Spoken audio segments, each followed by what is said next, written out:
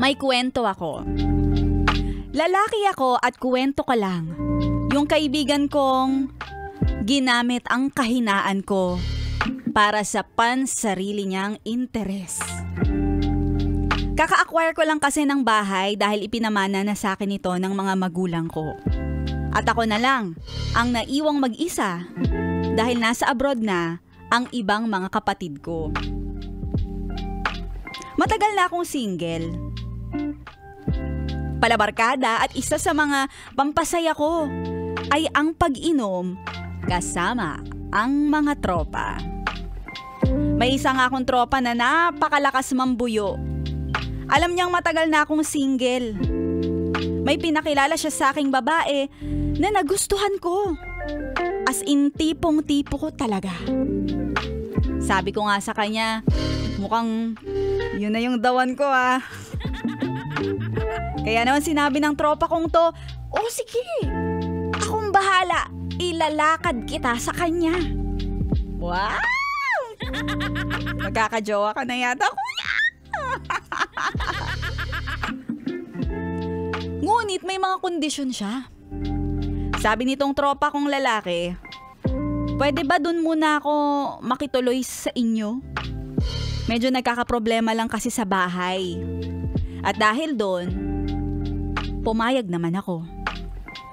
Basta sabi ko, 1 linggo ang maximum lang ha. At sana'y maayos mo muna yung gusot sa bahay ninyo. Pero yung 1 linggo, naging 3 linggo.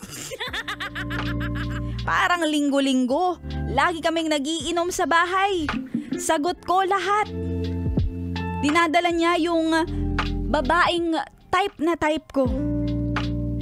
At gusto kong ligawan. Alam mo, masarap talagang kwentuhan kapag may alak at may umiikot na ano? Na tagay. Tagay. Puro tawanan at puro kalokohan. Tapos may nagbi-video okay pa. Nagyayaya pa ng ibang kainuman nitong tropa kong nakitira sa akin. Well, sa akin okay lang naman. Because the more, the merrier. At ang importante, yung babae na ipinapakilala niya sa akin ay laging present. At akala ko talaga may chance kami. 5 lalaki kami doon at may 2 babaeng kasama sa bahay. At sa pangatlong beses na nagkainuman kami, may isa doon. Isa sa kanyang mga bisita na madulas. Madulas ang dila.